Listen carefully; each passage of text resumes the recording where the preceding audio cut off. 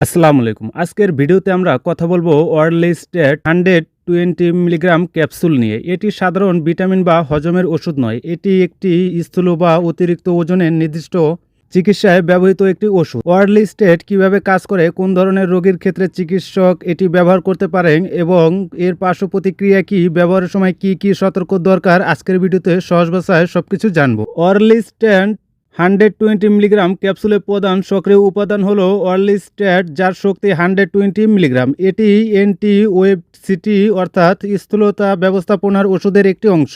অরলিস্টেট মূলত অন্ত্রের খাবারের চর্বি ভাঙার জন্য প্রয়োজনীয় কিছু এনজাইমের কার্যক্রম কমিয়ে দেয়, ফলে খাবারের কিছু চর্বি শরীরে শোষিত না হয়ে মলের সঙ্গে বের হয়ে যায়। ব্যবহার: অরলিস্টেট সাধারণত চিকিৎসকের পরামর্শে কম ক্যালোরির খাদ্য অভ্যাসের সঙ্গে নির্দিষ্ট স্থূলতা বা অতিরিক্ত ওজনের চিকিৎসায় ব্যবহার করা হয়। বাংলাদেশি ওষুধ তথ্য সূত্রে এটি স্থূলতা এবং কিছু সংশ্লিষ্ট ঝুঁকি যেমন টাইপ 2 ডায়াবেটিস, উচ্চ রক্তচাপ বা রক্তে অতিরিক্ত চর্বির সমস্যার সঙ্গে থাকা অতিরিক্ত ওজনের ক্ষেত্রে উল্লেখ করা হয়েছে, তবে এটি সাধারণভাবে ওজন কমানোর জন্য নিজের ইচ্ছায় খাওয়া ওষুধ নয়। কিভাবে ব্যবহার করবেন? অরলিস্টেট একটি মুখে খাওয়ার ক্যাপসুল এবং এটি চিকিৎসকের নির্দেশনা অনুযায়ী ব্যবহার করা উচিত। এই ওষুধের ব্যবহার খাদ্যের ধরন, অন্যান্য ওষুধ এবং ব্যক্তির শারীরিক অবস্থার উপর নির্ভর করে। বিশেষ করে বেশি চর্বিযুক্ত খাবারের সঙ্গে অরলিস্টেট ব্যবহার করলে পেটে পার্শ্ব প্রতিক্রিয়া বেড়ে যেতে পারে, তাই নিজের ইচ্ছায় ডোজ শুরু, পরিবর্তন বা দীর্ঘদিন চালিয়ে যাওয়া উচিত নয়। কারা ব্যবহার করতে পারবেন? অরলিস্টেট সাধারণত চিকিৎসক মূল্যায়নের পর নির্দিষ্ট স্থূলতা বা অতিরিক্ত ওজনের রোগীদের জন্য বিবেচনা করা হয়। বাংলাদেশি তথ্যসূত্রে প্রাপ্তবয়স্কদের পাশাপাশি 12 বছর বা তার বেশি বয়সী স্থূল কিশোরীদের ক্ষেত্রে নির্দিষ্ট পরিস্থিতিতে চিকিৎসকের তত্ত্বাবধানে ব্যবহারের তথ্য রয়েছে, তবে কিশোরদের ক্ষেত্রে এটি বিশেষভাবে চিকিৎসকের সিদ্ধান্তের বিষয়। নিজের ইচ্ছায় ওজন কমানোর জন্য ব্যবহার করা উচিত নয়। কারা ব্যবহার করবেন না? যাদের দীর্ঘস্থায়ী ম্যালঅ্যাবসর্পশন সিনড্রোম অর্থাৎ খাবারের পুষ্টি শোষণের সমস্যা রয়েছে, অথবা কোলেস্টেটিস অর্থাৎ প্রিয় প্রবাহের শুরুতে সমস্যা রয়েছে, তাদের ক্ষেত্রে অরলিস্টেট ব্যবহার করা নিষেধ।